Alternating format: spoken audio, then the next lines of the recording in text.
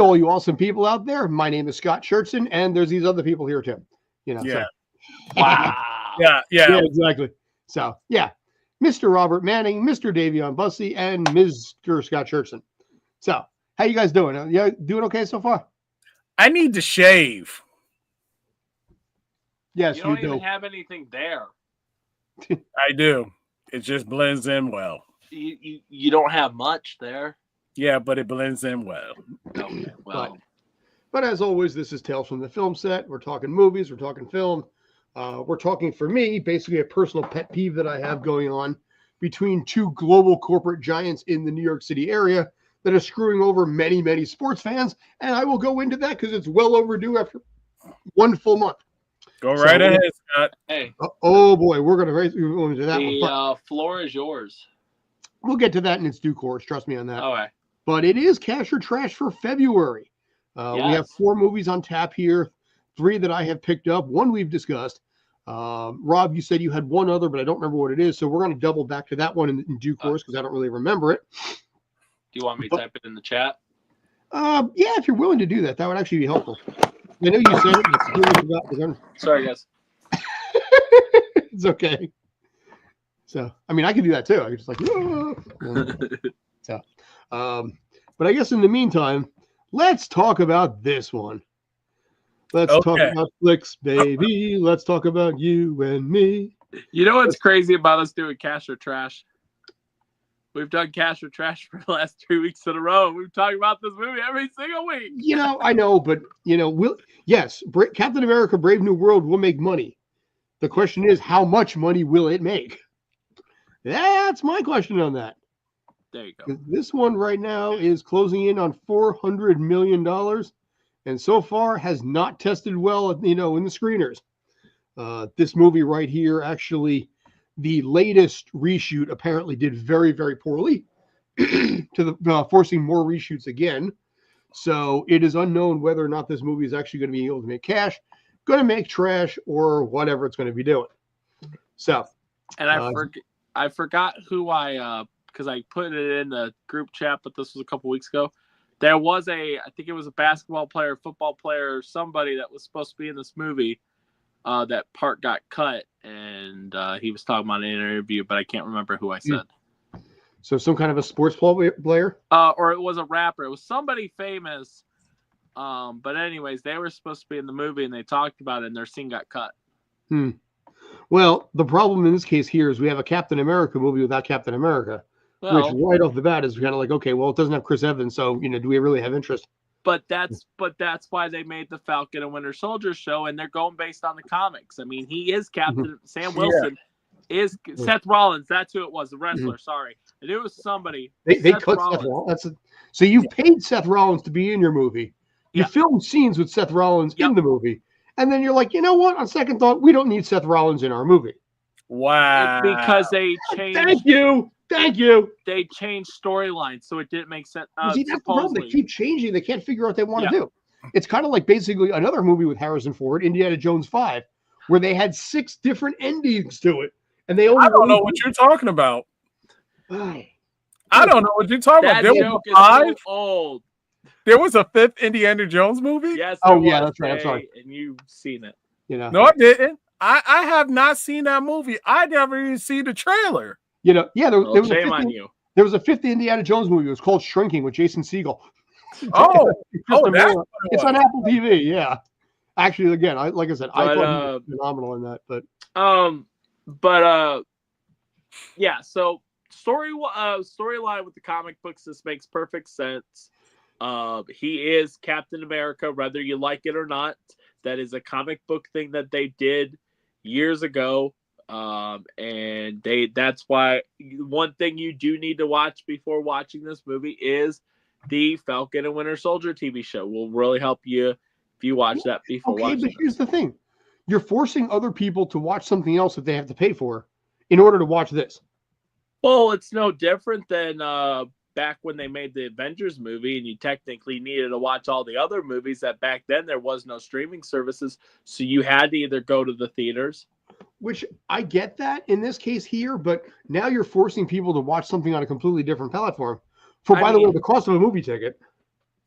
Yeah. I mean, true, but at the same aspect, I mean, you're not just if you go get Disney Plus, the odds of you just going to get Disney Plus to watch this, you'll find other things to watch and you'll get your money's worth. There's a plenty of content on Disney Plus. Yeah, I know, but I don't, I don't think people are going to put the effort in to be like, well, why would I want to have to go? So here's a lot of people are going to be like, you know what? Here's what I can do. I'll wait till the movie comes out on Disney Plus. I will get Disney Plus, watch Falcon and Winter Soldier, and watch this and skip the box office. I don't know. I think this could be cash. That way you don't have to double dip your money. But the odds of, it's like you've had time. The Captain America Falcon TV show came out like 3 years ago. I know. Well, that's the other side of it too. I mean, it's also been 3 years. So Right. the people that saw Falcon and Winter Soldier, are they really even going to remember much of this? Oh yeah, definitely. New Captain new Captain America is in that other Thunderbolts thing coming out too. So wait, he's in the Thunderbolts? the new Captain America guy, yeah. Oh yeah. Yes, the guy that at the end of or at the beginning of Falcon Winter Soldier. Yeah. Yes, that started the Thunderbolts TV show that I'm very excited about. That comes out this year too. What was that Marvel thing? Yeah, I don't know. Seth Rollins is playing a B-list villain from a separate society. That probably sounds about right. Yeah, but here's the thing: Seth Rollins has a fan base and a fan base outside of movies. Right, but I think what happened, and don't quote me on this, I think where the reshoot is when they decided to go with Giancarlo Esposito's character instead, and I think Giancarlo Esposito replaced Seth Rollins, if I'm not mistaken, because Johnny Walker, U.S. agent. Okay, yeah, thank you, man. That's John Walker, U.S. agent. But again, here's the thing: you did not pay Seth Rollins scale. That dude did not make $1,000 per day. Oh, yeah. Well, why, like you said, Scott, why do you think this movie costed $400 million? Because they brought in. But you're probably right. Seth Rollins was probably paid over $1 million. Which, again, I mean, dumb, ineptitude, disorganization. I mean, the unbridled stupidity and maybe even hubris to say, you know what, we can drop one of the biggest wrestlers in the world from our movie because we're going to basically reshoot the entire thing in other ways. Oh, I can't wait until this does really good because then I'm probably going to see it. I'm going to definitely try to see it. And I'm probably going to do my review, ladies and gentlemen. Well, by the way, that is true. I did look it up. Seth Rollins does have 5 million Instagram followers. So he's no lightweight in that department. He could have gotten a lot of people to go see him that way. Right. And obviously Seth Rollins, but the difference between the three people you just said, Batista's not wrestling anymore. John Cena's retiring this year, and Seth Rollins is still wrestling. Yeah. And The Rock is still coming back, although his starish, it's so weird. Like 8 years ago when John Cena started doing movies, everyone saw him as a poor man's The Rock. Now everybody's looking at The Rock and being like he's a poor man's John Cena. Yeah. And the thing about The Rock is it's like, I'm happy The Rock's not in this movie because The Rock, he's overacting is how I see that. Well, he's had a couple bombs in there. I mean, he's back in the Fast and the Furious franchise. Yeah. Right, which a lot of fans, some of the true fans are actually mad about that because of the whole beef between him and Vin Diesel and him flat up saying, hey, I'm not coming back. And then when people saw, and I understand it was a publicity stunt, but then when they saw the Fast and Furious 10 movie, at the end of the credits, there's The Rock. It's like there's Gal Gadot. They unkilled her. That is the third character they have dekilled in this franchise. Except the one actor who died for real in the Fast and the Furious franchise. Well, his character keeps coming back. But his character's still alive because you have his twin brother. I know, but the idea is that basically you gave him this amazing tearjerker of a send-off at the end of the seventh, see you again, and they drive off. Yeah. That was the end of it. And it's like, you know what? No, he's in the 8th movie. No, he's in you brought his character back 3 times, even though you gave Paul Walker the send-off. It like bastardizes it every time. It's like he's taking care of the kids, and he's doing this. He's currently like taking a leak, or whatever storyline they've got. They write the actor out of it. And but Wama made a good point. Bring that up again. Yeah, Feige does not have full control over Marvel Studios. Right, When he because works of under Bob. Bob, which is true. Yeah, that was a Bob Chapek. Now it's Bob Iger, who, by the way, didn't he make Bob Iger apparently made $41 million last year? Probably. Which a lot of people are furious about because it's like you have all of these small to midline workers who are losing their job, and he made 41 mil. Mhm. That tells you a lot. And Oh, it's yeah. like, we got you back just to make Disney awesome. Yeah, make Disney great again.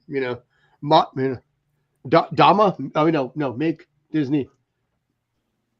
Monogno. I don't know. But yeah, I know, Mr. Scott, you are a total against this movie, that you think it's going to be trash. And you've been trashing this movie for the last couple months. But you know where I stand. I don't know where Day stands anymore because I think I've heard him say both. But you can write me down as cash. Yes, I understand it needs to do 800 million, but there's not a lot of many movies that are actually coming out this coming up month or March that I think will affect the box office too much, that I think between worldwide, it can do it, especially with bringing back original actors. Like, you're bringing back they're kind of doing like what you did with Amazing Spider-Man 2, how you had Electro, the blue sparkly guy, then you brought him back in No Way Home and you gave him a full-on and did respect to the character Electro. Well, you're doing the same thing with the leader. You're bringing back the same actor from the Incredible Hulk movie, and he's going to get a different version. It's not going to be a weird-looking guy. I mean, we haven't officially seen it, but I know it's not going to be the same exact leader that we saw. It's the same actor, but not going to be the same version of leader. I just think people are getting tired of Marvel and comic book movies. I mean, everything was 2020. I think if any, I want to be honest with y'all. It's not the fact that they're getting tired of comic book movies. No, they just getting tired of, I hate to say, the wokeness. But this ain't woke. This is not woke. No. And the inconsistency with the film. Here's what I'm going to say. I do agree with that. Not the woke, well, the woke part maybe a little bit, but yeah, I think when you have a movie that, the news comes out and keeps talking about how there's reshoots after reshoots after reshoots, it shows a lack of trust and faith in the product. And as a result, what comes out in the news media is they come back and did a reshoot and then did another reshoot, and that reshoot didn't test well. And people are like, well, why would I spend money on this when they can't figure out what they want to do? Exactly. I mean, I don't think it has anything to. It don't have nothing to do with Sam Wilson being Captain America. Mm-hmm. I liked that at the end of Endgame. I really did. Huh? I love that at the end of Endgame. I thought it was a great touch there. Yeah. It has more to do with the inconsistency with some of whoever they direct or whoever is in the creative room. Mm-hmm. And that's one of the biggest issues we have with, sorry to say it, Marvel Studios, Disney, and all them other stuff, because they tell some of the people behind the scenes, don't read the content. Do not read this. And you'll be like, why not? That helps. Like, you have to give homage unless the person said, I don't want you using it. But that's the purpose of looking at the comic books and reading it, so you can adapt and create another version if you want to make it to a modern time and make it more realistic, so people say, to make it more interesting. What actors are you referring to, Dave? Because a lot of the actors did do their research before becoming not actors. People behind the scenes that are creating content or creating the films, meaning people that's not acting, but in boardrooms. But they're making a decision at the end of the day about how things should be. Right, but a lot of them, I think, like, for example, like the She-Hulk show, and I understand that I understand I got a lot of hate, but at the same aspect, that was based on your 2005 She-Hulk run, And, they went based off the comics. They were like, she's not supposed to be funny. She's not supposed to break the fourth wall. But that's literally what she does. That was the appeal of the character. Yeah. She was the comedic. She was the comedic to the Bruce Banner serious. Right. And that's where people, like, when it comes to that show, they're like, oh, why is she copying off Deadpool? It's like, no, she came out first before Deadpool. There was some confusion with that, sure. But Right. even so, I don't think the Disney Plus version did a great job of conveying that comedic side. Because in this case, But look at, I was going to say, Deadpool Wolverine had a lot of, but here's the difference. The difference with Deadpool Wolverine when it comes to Captain America 4 is you had Ryan Reynolds running the entire show, basically. There was enough trust because of the fact that Kevin Feige has worked with, Ryan Reynolds and stuff like that, that they were able to give, control, give him a little more leadway. It seemed like with this one, and the biggest thing is the fact that your main actor died. Obviously Harrison Ford is taking over the character of Ross when you had that actor pass away. Mm-hmm. Yes, I'm very excited for the Daredevil. It comes out on my birthday, which I'm very excited about because we may have an interview on my birthday. That is very possible. Yes, we've talked about that. Which I know you already know this, and it's got nothing to do with Captain America, but did you know that The Fugitive with Harrison Ford had a sequel called now my brain's not U.S. Marshal? Yes. Yeah, with Tommy Lee Jones and the rest of the U.S. Marshal cast, and also Wesley Snipes and Robert Downey Jr. And it was a very mid movie, though. And a certain person that we will be interviewing was in both movies. Well, Daniel Roebuck was in the two. Yeah, that's who I'm talking about. He was also in Matlock. He was in this. We gave him a Lifetime Achievement Award or something years ago too. Yeah, I gotta look that up. So, but I know you're trash on this movie. Correct? You're still staying trash. Here's the funny thing about this, and let me know your thoughts here. No wrong answer. I'm just interested in your insight. And it's weird. Day, by the way, is audio only. He's not video, so that's interesting. Did you see what he put in the chat? I did not. Okay. So, let's see. Okay, that's fair. So, don't mind. Day just stepped out because apparently he has a really bad case of diarrhea right now. Don't mind that. Apparently he's like screaming for the bathroom. He puts himself on mute because apparently he's shooting out brown fireballs right now. That's what you get when you leave the show early. Exactly. No, he just grabbed food real fast. That's okay. Yeah. But in this case, let me ask you this question. Be the one of you.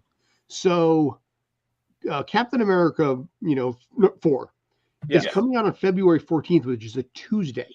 Yes. Valentine's Day. Valentine's Day, wait, but hold on. Why a Tuesday? Why not a Wednesday, Thursday, Friday? No. The 14th is a Friday. Because the convention that we're going to, Missouri Comic-Con, is the 15th, 16th. You are correct. I was looking at the wrong. Oh, I was looking at January. Yeah, okay, that was well done. Okay. Good job, me. Woo! I'm sorry.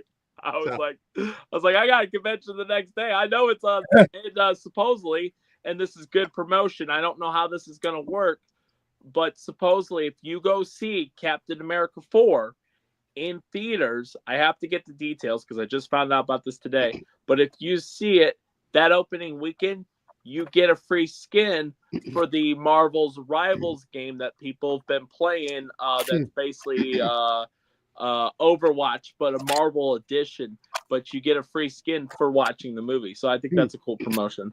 Okay, that's fire promotion. But suppose somebody doesn't have Marvel Rivals. Well, then you find somebody who does. Yeah. I'm just saying it's a perk. It's I mean, if you don't play. I want an autograph poster. No. Yes. That's a ripoff. If you want an autograph poster, go to the premiere that you probably can get in. I don't know. Can you get in that one? We'll see. What was the last premiere? You went to freaking Venom. Yeah. So you never know. All right.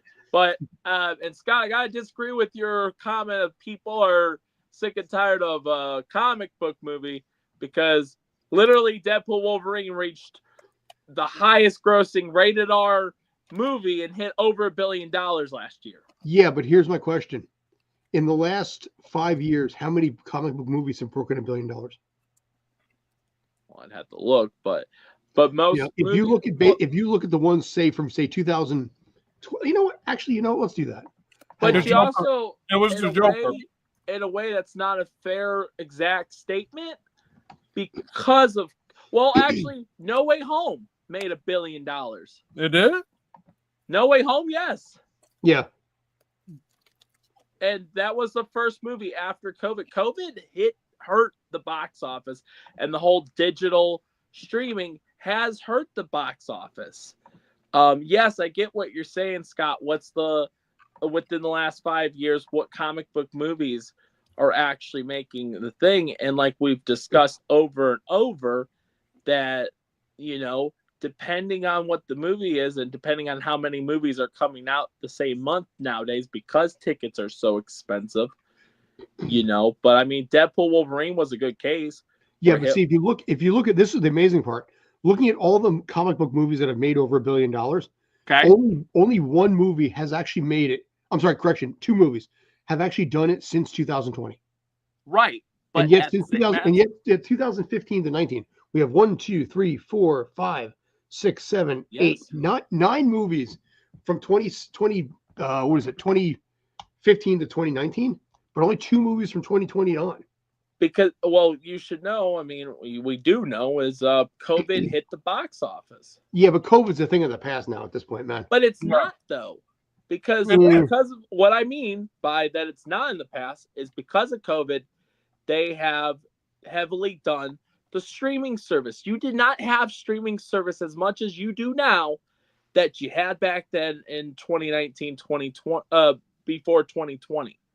Most of your stuff, you had to wait at least 6 months to 9 months in order to watch it, so you would go to the theaters. Now, ever since the whole COVID thing, whatever does come out, you can, and like you've said, you can see within basically a month.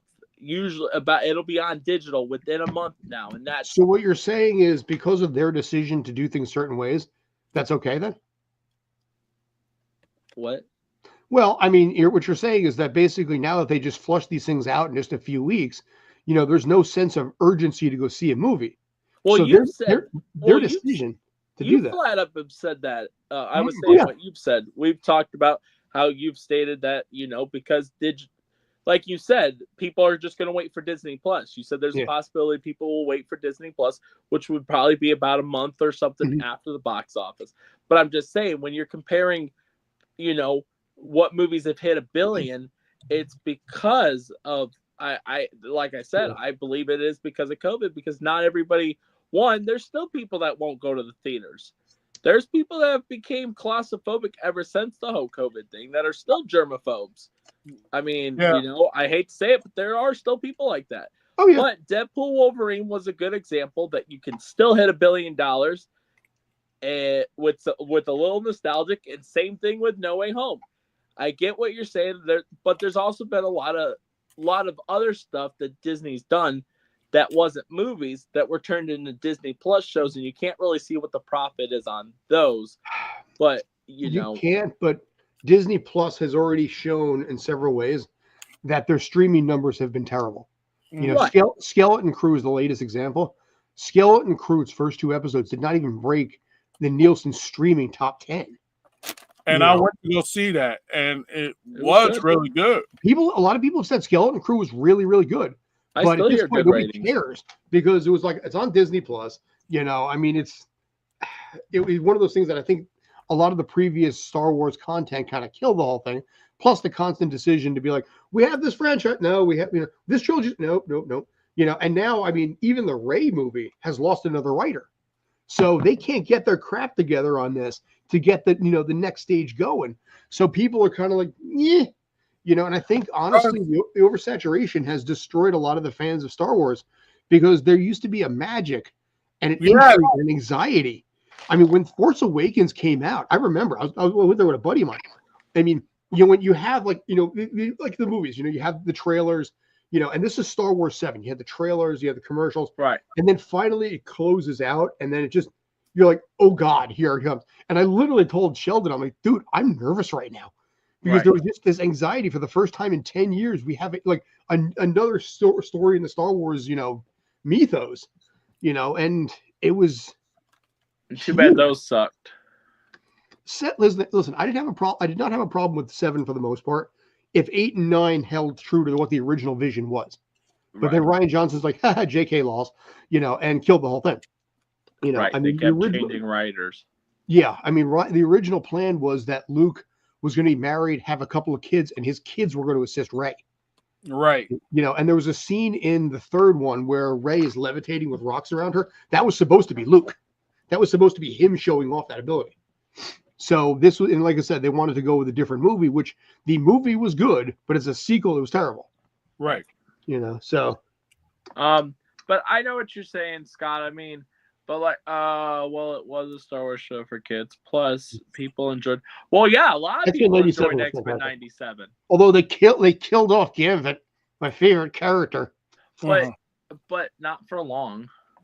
Yeah, I know, but still, it was one of those things that when I saw that he gets stabbed, I'm like, are they going to kill him off? Yeah. Are they really going to do this? And he's like, you know, the name is Gambit, remember? And I'm like, oh, crap. Yeah. Damn it. I'm about to make a name for myself. Oh, dude. You know. Bad. But yeah, this year, you know, you got that one that's coming out. You got, obviously, we got this one. We have the couple TV shows that are coming out. And then the only other Marvel project, correct me if I'm wrong, somebody in the chat, is the only other one we have is the Fantastic Four this year. Yeah, we have Fantastic Four stick or whatever we're going to call it this time. It's going to be really good. Which I hope to meet Pedro Pascal at San Diego Comic-Con if that all works out. But yeah, because it's the same weekend as San Diego Comic-Con is Fantastic Four. Makes sense. Yeah. But if I'm right, that's all that's coming out this year for Marvel, for live action wise, is Captain America. You got Daredevil. You got the people that you just said earlier, the Thunderbolts, and you got Fantastic Four. So Marvel's not doing that many projects this year, and that's why I feel like this movie has a chance. Huh? That's still 3 movies there. It's a fair bit. Yeah. No, 2 movies, 2 TV shows. But the thing about it, was Thunderbolts a movie or TV show? No, Thunderbolts is a TV show. No, Thunderbolts is a movie. Oh, I thought it was being turned into a TV show. No, it's not a Disney Plus TV show. It's a movie. Yeah, no, it's a movie. May 2nd. Oh, all right. Yeah, see, like I said, so there's 3 Marvel movies. So, all right, but so I don't know. So I think it's not going to work. You think it's going to work? I say cash. Scott says trash. Day, what's your official answer? I'm going to say cash, but the way the publicity is and the fact that you got a lot of Marvel fans that expecting for this film to have end credit and mid credit scenes, I will say cash on that basis. For whatever they're going to do for probably Thunderbolts or Fantastic Four stuff. Or could be leading up to this could lead up, or I guess this is going to lead up to Thunderbolts. Yeah, and it's probably going to be where the Red Hulk joins the Thunderbolts. That would be interesting. Because in the comic books, Red Hulk is the main character of your Thunderbolts. Yes, but it all depends on where they go with this. Because then they got the TV shows coming out. Yeah, Marvel Zombies, Ironheart, Eyes of Wakanda. So they're really oversaturating again, hardcore. Yeah, because the thing about it is, I thought Ironheart got nope, that's coming out for real this year. Oh, yeah. It's been shelved for a couple of years, but I think they're just going to kind of like pull what they did with the Echo, where they're just going to like just drop it and move it on. And Marvel Zombies, is that live action? That's cartoon, correct? It's just basically I think it's cartoon. Yeah, it's basically the What If. Which another? Oh, sorry. If I don't mention this, then then we're woke people, or we're Man, But you Is, do got is that what we are? something- Okay. man, you got screw something. that. You do have something that's coming out in 2 days that I don't look forward to seeing. What's that? It's on Disney Plus. Speaking of Disney Plus, your new Spider-Man show comes out in 2 days, Oh, okay. Okay. and a lot of people are not a big fan. I thought didn't they have the one with Spider-Man? That CGI one where they're all a chibi. What? Oh, Oh, your friendly neighborhood Spider-Man. yeah, and it's where they made Harry Osborn a different race, and the and I don't know. The one changed with Flash Thompson. the one with Tom Holland. I mean, they made Flash Thompson like Hindu or whatever he is, or I don't know, whatever. Yeah. Whatever. But, So it's going to be interesting, Yeah. but I hate what they've done with some of the characters. But we'll see how it goes. Hugh Dancy lot- for Law and Order's Doc Ock. Vincent D'Onofrio is back. Charlie Cox is back. Yes, it's all the original cast members of the Daredevil TV show. It was in the trail, like all your main characters were in the trailer for the Daredevil show. So we've And got Carrie Walgren is now your Aunt May. God, they just keep getting younger. what? Carrie Keep Walgren. making Yeah, they keep making Aunt May younger. Yeah, I mean this is an animation, granted. Well, but, no, just because the voice actor's young doesn't mean they made the character young. yeah, I know, but it's one of those things that's like when people were like, "Holy crap!" It's like Marissa Tomei, and now I think Yeah. Carrie Walgren's younger. than Yeah, her. that's what we're saying. Yeah. But it's just the fact that, like I told everybody, It's a Elseworld series. Mm. Well, what's interesting is that even though it is an Elseworld story, it's interesting. It's the same voice of Spider-Man from the Marvel Zombies episode of What If. hmm It's the same voice actor. oh, Yeah, and that it's interesting. It's like, is that the same world version or stuff like that? So we'll see. yeah, I would kind of like that, because what if they did do something like that and just make it seem like, oh, nice and friendly, and then next you know, the darkness comes back. The only thing that's frustrating about the show is when it first was supposed to come out, about 7 years ago or whenever the show was supposed to come out originally, 5 years ago at least, it was supposed to be canoned to the MCU, and now it's a whole different thing, so it's not even canon to the MCU. So, but anyways, we can go to the next movie. There you go. Looney Tunes, the day the Earth blew up. Okay, do we need another reference if a world gonna come to an end? So this is $15 million. Ironically, weirdly enough, it's only Daffy Duck and Porky Pig, Yes. which is interesting. But at 15 million, I think it'll do okay. We'll There's, do it. it's not just going to be them two. That's all I can say. Well, I know, but those two are the leads in this. I mean, Yes, there there will are be the other- leads. There will Dude, be. what? You mean the studio that came out with Space Jam 2 is not going to have cameos in it? I did hear from the voice actor that he was talking about this movie, and he was saying he hopes it does really good, because if they can prove that a movie like this will do good in box office, they're hoping that Warner Brothers will release the Coyote Okay. movie. Okay. Because the Wile E. Coyote movie has been shot. It is ready to be put on the screen. They have not put it out. And they're hoping that if this movie does successful, that they'll go ahead and say, hey, we need to release this. And it's got a really good story, is what I've been told. Or they could also put out another Who Framed Roger Rabbit.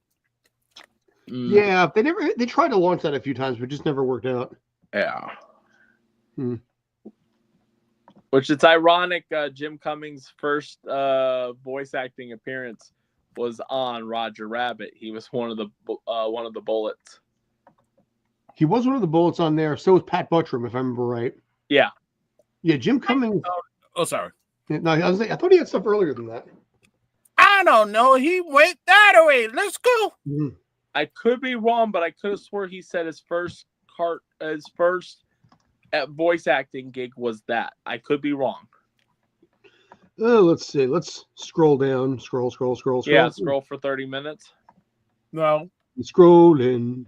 Yeah, scrolling for 30 minutes. Jim's got so much stuff, it's not funny. Him versus Eric Roberts. I wonder who has more. Still scrolling. There we go. I would say Jim. I'll say Eric Roberts. No, 1984. He was he was the voice of one of the Mogwai in Gremlins. Oh, speaking. Wait, we got? Wait, Jim Cummings was in Gremlins. Yeah, as an uncredited voice.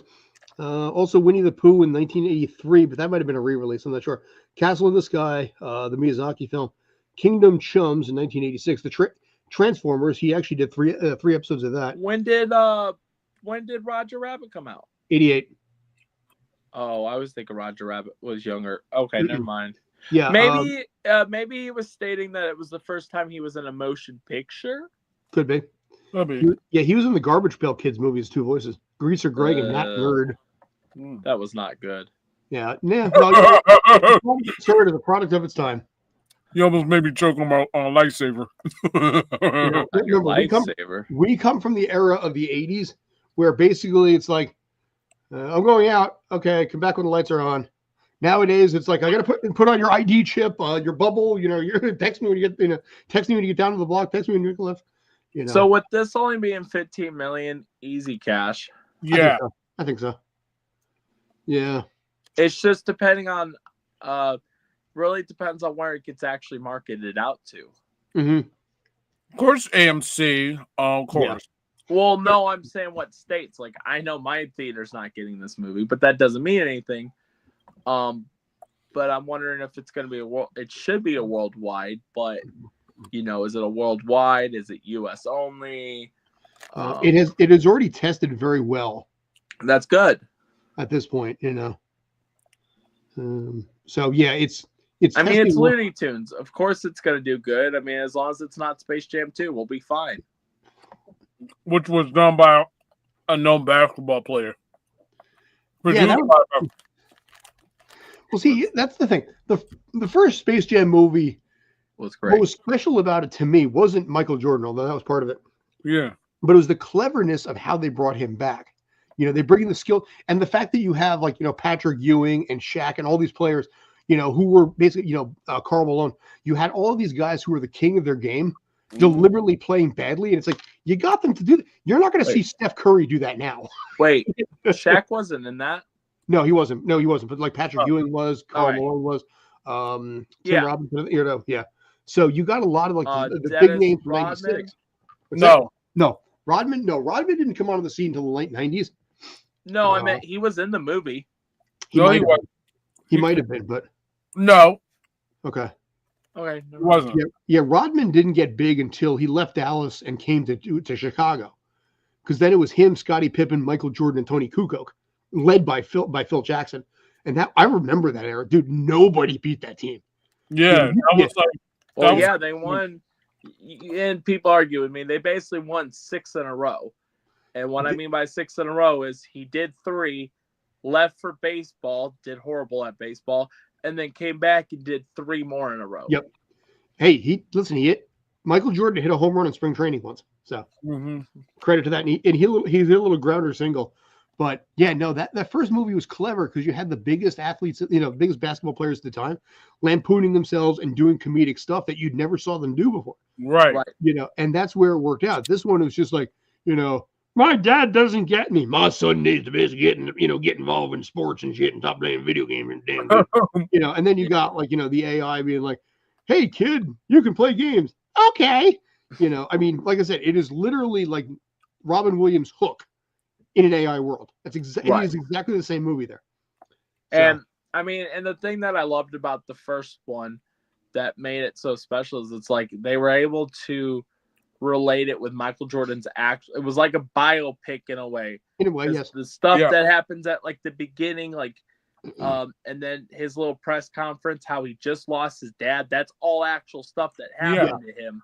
He lost his dad. He told his dad, hey, I'm going to play baseball. he kept his promise, and that's why he did baseball.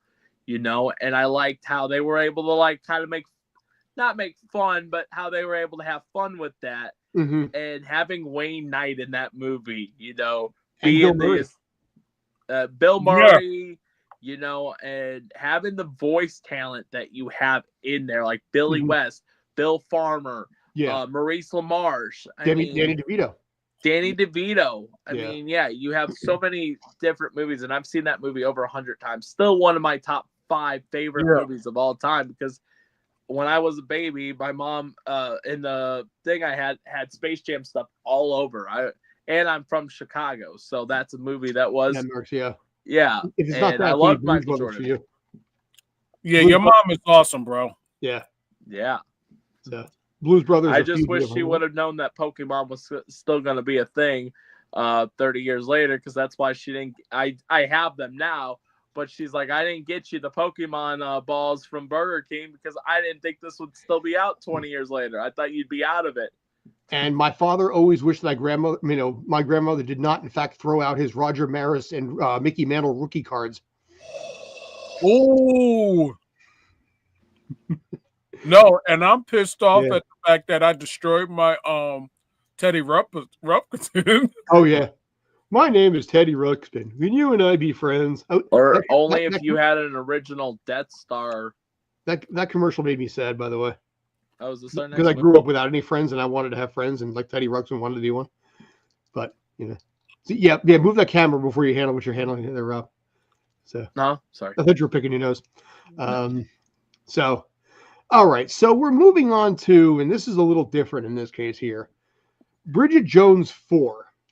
Now, this movie has already sparked outrage with the fan base to begin with, and I'm giving spoilers right off the bat. The Bridget Jones series was always this thing from the 90s about that, and at the end of the third one, she gets married to the baby daddy in Colin Firth, and they live happily ever after. They have killed off Colin Firth to start this movie.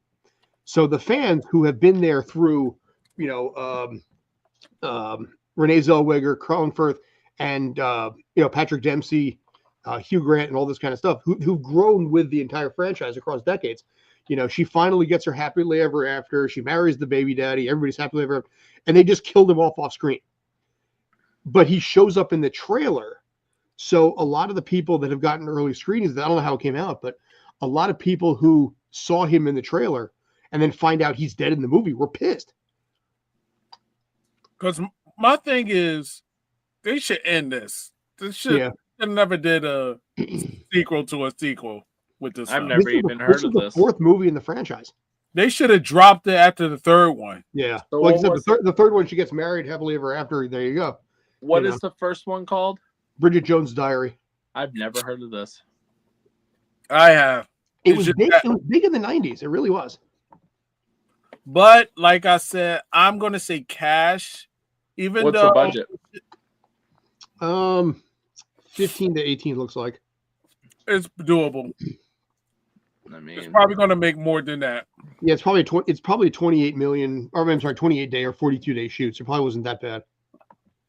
Yeah, so going to make more than that, and then on top of it, I'm sorry to interrupt everyone. That's okay. This movie's going to make more than that based on the fact that it has Mad About the Boy. Mm-hmm. Yes.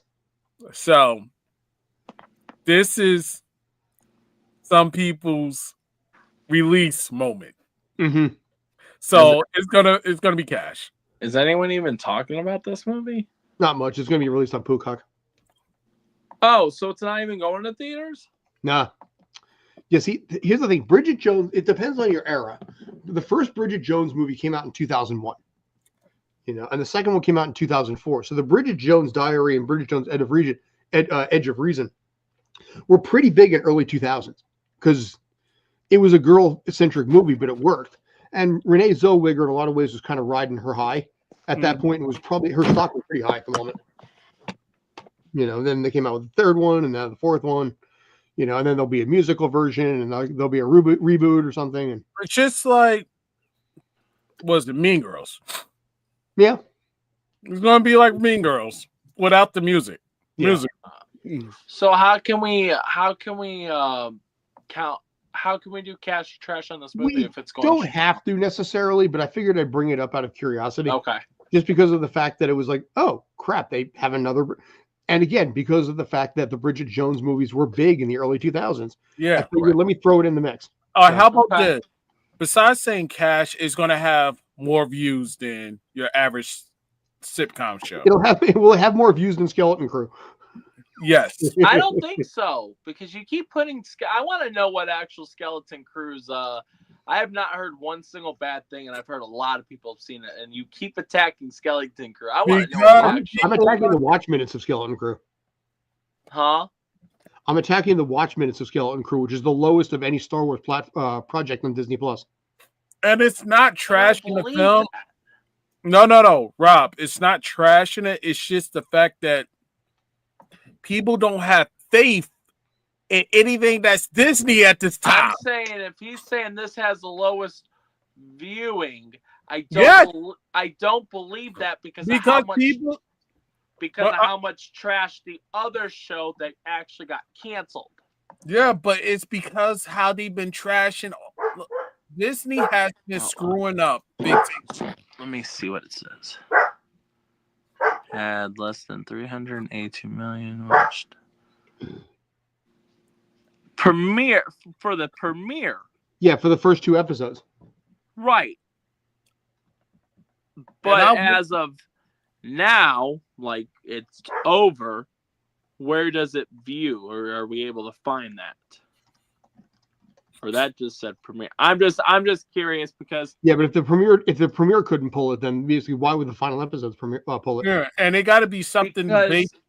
the way of that answer is because of mouth of word that after those 2 episodes have came out, yes, maybe the premiere wasn't great, but like I said, I've heard nothing but good from every single person after watching those 2 episodes. Yeah, even me. I'm the one that said it was a good show. So I don't know. It's just the fact that it's not the show. It's that people lost faith in Disney. Disney is trying to do cleanup right now and trying to rehash everything from they screw us. But the only way to do that is To get rid of Snow White. Yeah, you're right. no, get rid of the Snow White. Yeah. yeah. That movie's gonna be trash. That one we're not. So, We'll see. I'm not gonna vote on that one because You have to vote. When we get to that one, you have to vote. he's going to choose to abstain. yeah. So do we have a budget on this one? Were you able to find anything? 18 mil. Wow. Yeah. Cash. So this is an interesting one here because actually a lot of people were not familiar with this one, and I wasn't either. Yeah, I was. Rob, you want to go ahead with it? Explain this one a little bit. Please. So what's crazy about this movie is this was supposed to already be in theaters 4 years ago. I can't remember what movie I went and watched in theaters, but I went and watched it in theaters, and they had a trailer for this movie. It's called The Unbreakable Boy, and it's about a kid with autism and stuff, and you get to see like his perspective of how like the little things in life can make him. He's always staying positive and stuff like that, and just you get to see a different it's like very wholesome movie, and it's got Zachary Levi. So But what was interesting, and my brain's not working right now, there was another movie that Zachary Levi was. It was the football movie about Kurt Warner. Do you know what movie I'm talking about? It's about no, but I remember Kurt Warner. They did a movie. Kurt Warner and Zachary Levi stars in it. I can't think of the name. I mean, Anyways, I remember he did have because his was a big rebound story. yes, they did a movie, and Zachary Levi, they chose to release that movie. American Underdog. Yes, okay, the American Underdog. They decided to hold up on The Unbreakable Boy, and they released the football movie, American Underdog. This, and like I said, this movie was shot 5 years ago. It's now finally coming into theaters. I've met Zachary Levi a couple times. Another cool person that's going to be in this movie is Todd Terry, that's from Running the Bases. Mm-hmm, And when I first saw like who was in it, I was like, "Yo, when's this movie coming out?" And he's like, "I don't even know." And then finally, they're finally releasing it. Comes out this year. Definitely highly suggest to go see it. With a budget of $18 million, I think it's definitely going to be cash. I just hope it hits a lot of theaters. I'm going to say cash because movies like this, like the movie that Ryan Reynolds did, If.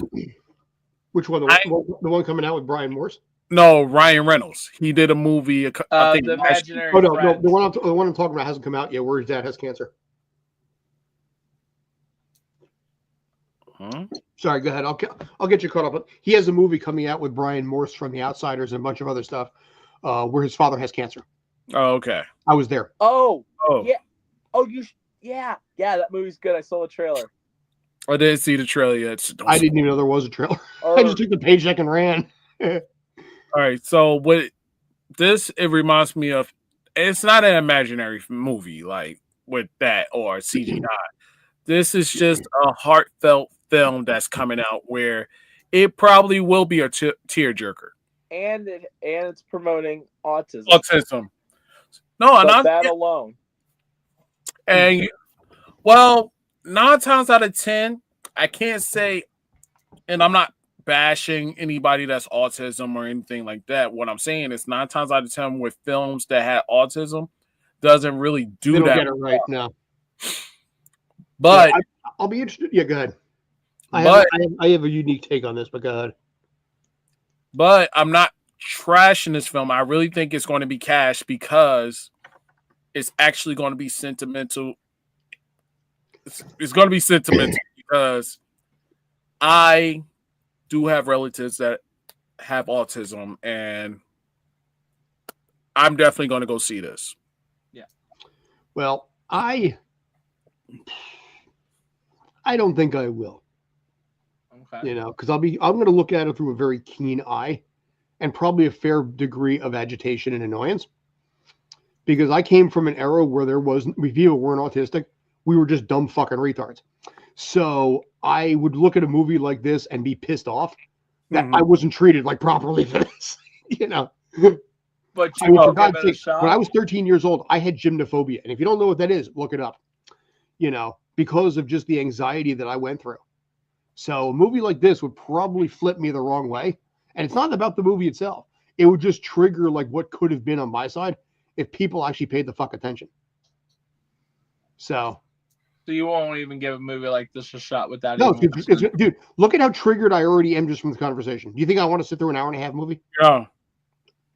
Yeah, because you got to understand, like, certain people, especially autism people or anybody in general, it depends on their effects towards certain things like that.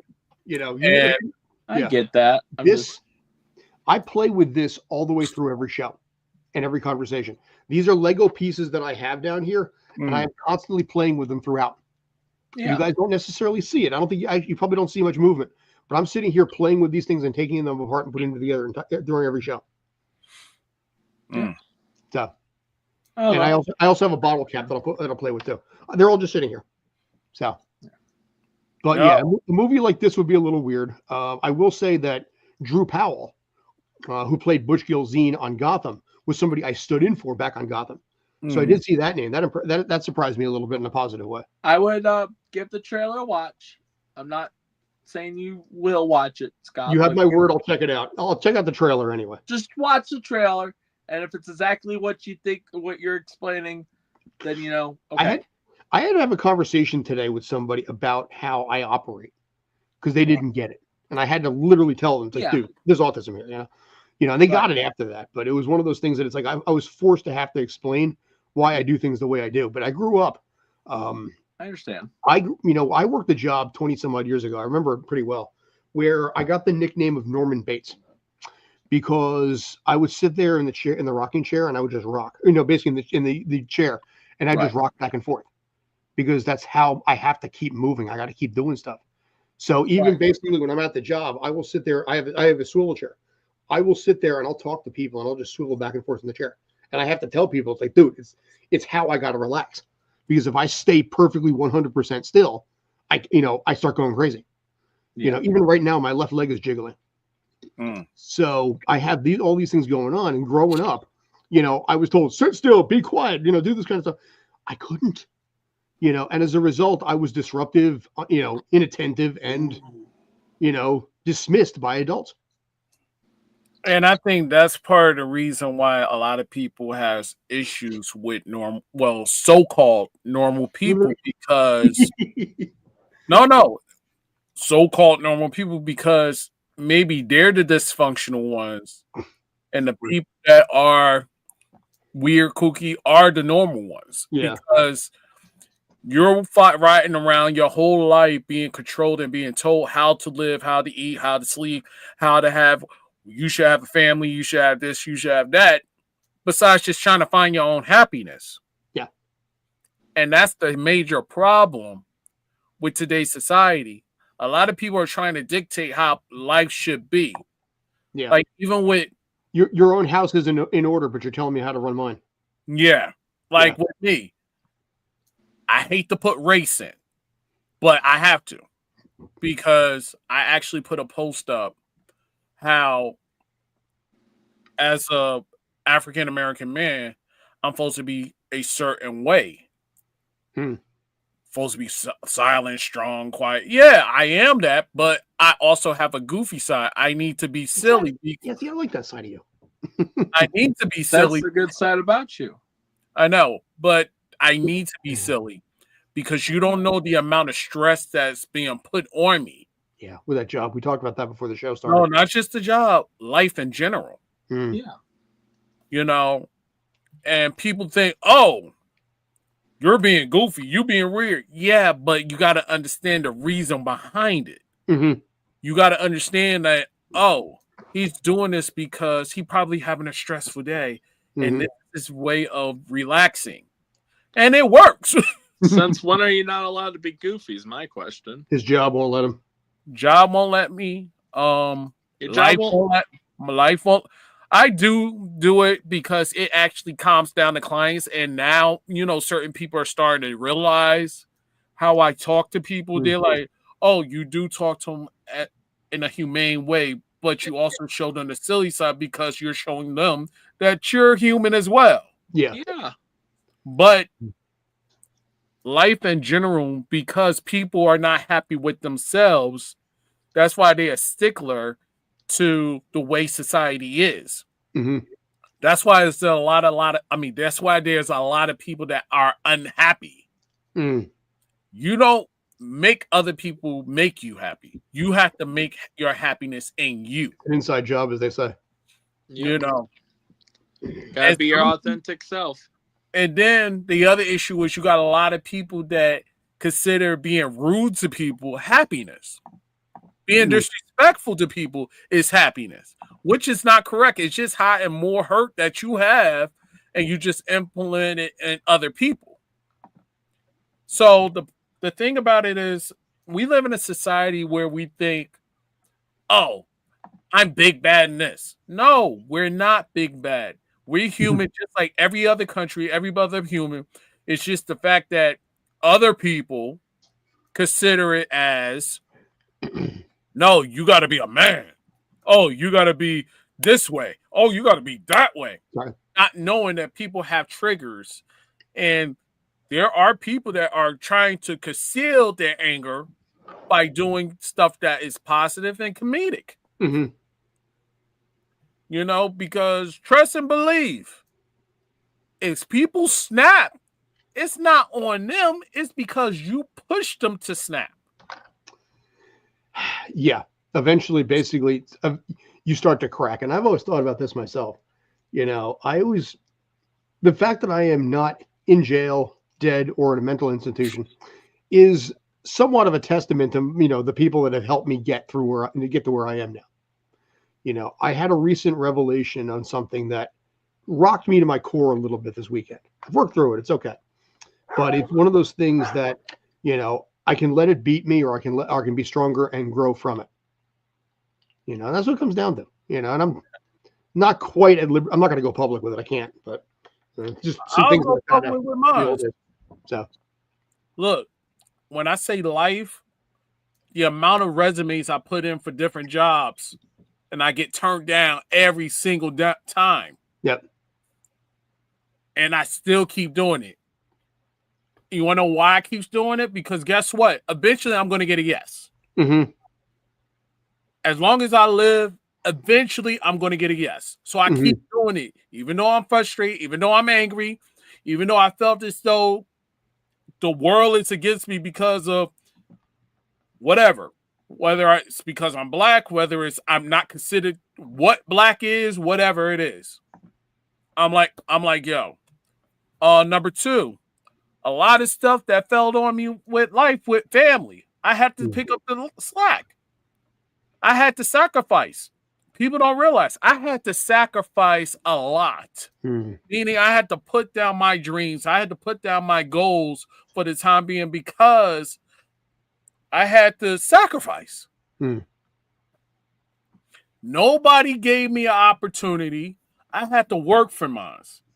The only people that gave me the opportunity, I could say Scott and Ryan at the time. Hi, Ryan, wherever you are. If you, another person, Gifted. Now, he used to be my teacher in high school, gave me an opportunity, and I'm the director of animation. Camfest. Newark International Film Festival. Bill and Michelle Savino gave me an opportunity, and I ran with it. Certain projects I worked on, Many Saints, which was a Warner Brothers project, helped them with understanding how the rights should be. They gave me a special thanks on the film. Got it. Yeah. You know, all I ask for is an opportunity. Do I want to continue my 9 to 5? If I have to, yes. But I'm going to make the best of it. But at the same time, I didn't go to school to be a social worker. I went to school to be a broadcast communication major. And you're on a podcast with a bunch of nerds. You're on a live show with a bunch of nerds. And technically, I was in high school and I was the top 5 out of the people in engineering classes. Because I was building stuff almost complete. I just had to fix one little thing. And I did the project all by myself without nobody's help. Nice. I built the elevator. And you can ask any of my high school professors or teachers in that class, and they'll say, yeah, he built that elevator all by himself and set up and did the CAD, did everything, computerized and everything. They had to ask me to come set up, fix the computer for the principal, while there was people that still didn't understand what was wrong with the computer. Nice. You're okay, man. No, I'm sorry. I'm just going to go on this tangent right now because it's like... By the way, I have to be in bed in about an hour and a half. I just let you know. But no, it's okay. But at the end of the day, all these are... matter of fact, IMDb, Google made me a public figure. Nice.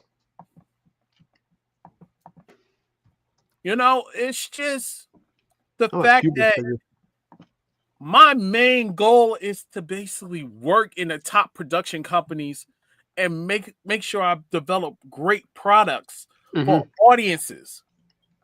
And I still never got the chance to do that. And that's all I want to do. Whether it's in front of camera or behind the scenes. That's all I wanted to do. But I'm still fighting to get to there. I'm still fighting to get there. So I'm sorry. I can have you do commercials if you want in Jersey.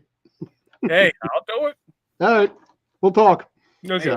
The commercial division. So I'm sorry. No, dude, you're fine.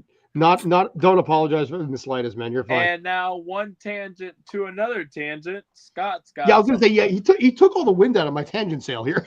I'm sorry. Yeah, I guess we're gonna wrap up with this. So here, I mean, a lot of people don't know this. Obviously, when you're outside this area, you wouldn't be aware of this. But here in the New York City area, and I include Jersey in this, and Long Island, and New York State, and all this kind of stuff, the big cable provider is a group called Optimum. They're owned by Altice. Optimum has been in a dispute for now a month with MSG Networks, MSG Madison Square Garden Networks. MSG has been running for years. The Knicks have been on MSG. The Rangers, the Islanders, my Devils have been on MSG for years. And there has been a dispute that has been going on between both sides now since officially January 1st. So basically, if you look at what I put down at the bottom, let's start with that one. Yeah. If you look at what I put down at the bottom there, basically Optimum versus MSG Networks, whoever wins New York area loses. For the last month, we have not had Knicks, Rangers, Islanders, or Devils. All 4 teams have been shut down. Antenna TV, which has had reruns from the 90s, had Designing Women, had Johnny Carson, had Perry Mason, had Leave It to Beaver, has been shut down by Optimum. MSG Networks has retorted in their own way by basically talking about the fact that we've lost this coverage on this. But their approach has been very simply, hey, why don't you get our app and pay $30 a month? So there's a financial dispute going on between the two of them. Optimum is like, MSG, you're charging too much. MSG is like, we're trying to basically make a deal with you. But while we can't do it, here, get this 1.3 rated out of 5 app for $30. If you want to watch the game, you can download it for $10.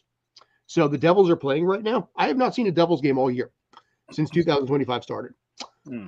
The Devils right now are playing. If I wanted to watch that game, I would have to pay $10 to watch it on the MSG app. Yeah. So MSG is trying to use this as a way to actually push their app and make the money out of it. Optimum is continuing to make money off of its clients, but in the process is getting no money from MSG. So as a result, you have 2 different sides, both global billion-dollar companies fighting each other, making money in the process, while you have literally millions of people in the New York City area, including myself, out of sport, without sports and without channels. Pix 11, CW 11, if basically, where that is nationwide. We lost that here too. So that's why. Okay. Go ahead. Sorry. That's why you weren't able to watch the documentary thing that you were talking about. That's part of it. Yeah. Because we lost, they've restored it and they dropped it, but we've lost a lot of the rerun channels here. We've lost it. The Knicks are 3rd place in the East. The Devils are 3rd place in Metro. So you have 2 teams there. The Rangers are on the climb and they're fighting for a playoff spot. They got a decent shot at it. So you have 3 teams right now who are in a playoff hunt or playoff specific who cannot be watched by the largest majority in this area. And it has gone on for a month now. January 1st is when it was all shut down. Wow. So, and if you're not familiar with the name Optimum, their old name was Suddenlink. Actually, no, they were Cablevision. There was Cablevision. Yep. Here. They bought Suddenlink because I had Suddenlink. They might have, but they were Cablevision here back in the day. Oh, okay. I was saying, because I had Suddenlink and they bought Suddenlink about 4 years ago. Got it. They might have. They're owned by Altice, which is one of the biggest global. It's out of Europe somewhere. But I guess me and you would have maybe 2 different names because we live in 2 different places. Yeah, that's what I was about to say. It could be because of that. But in this case here, Twitter lights up on a nightly basis as fans of their teams can't watch this. Right. Like I said, the Devils right now are playing in Philly. Can't watch it. The Knicks are playing. Can't watch it. Spike Lee has been complaining about that. Tracy Morgan has been complaining about this. Steve Sharippa, from Blue Bloods and from Sopranos, has complained about it. Right. These guys are going to Twitter and say, dude, knock it off. Figure it out. Tracy Morgan, I watched this video the other day. Spike Lee is one of the biggest Knick fans out there. He can't watch. Granted, he can go to a game, sure, but when you got Tracy Morgan being like, dude, what this shit? Fix this thing. It's a pretty big deal here. And as a result, this is not going to end until like April. So I will watch the Devils probably when playoffs roll around. But in this case here, both sides is like, it's them. It's them. Meanwhile, everybody's like, yeah, we can't actually watch anything right now. You both suck. No, and you're right. The Attorney General has gotten involved, and they're like, yeah, okay, whatever, don't care. Because I think part of the issue is right now they want people to fill up those seats. Mhm.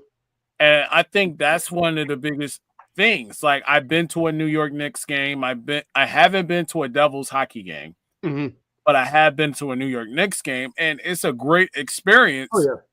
Yo, they have their own DJ at the MSG. I was like, yo. Well, both sides are making money on this deal with this lockout. Both sides are doing it.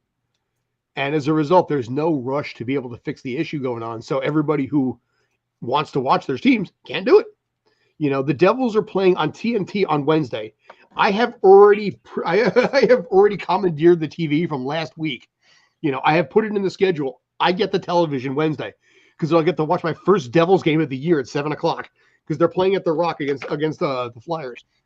So I've already told my wife at 7:00 the TV's mine because it's the first time this year I can watch my team that I've been a fan of for 40 years and did commercials in 2 different seasons. So, Crazy. So both sides piss off. So, but my view is this. I think, sadly, somehow I really feel as though they're gonna bring some additional teams to New Jersey they might, because New Jersey needs a basketball team. We can't, because I don't understand the whole theory of you got a New York Knicks and the Brooklyn Nets. Well, we come from an era where the Nets used to play in Jersey.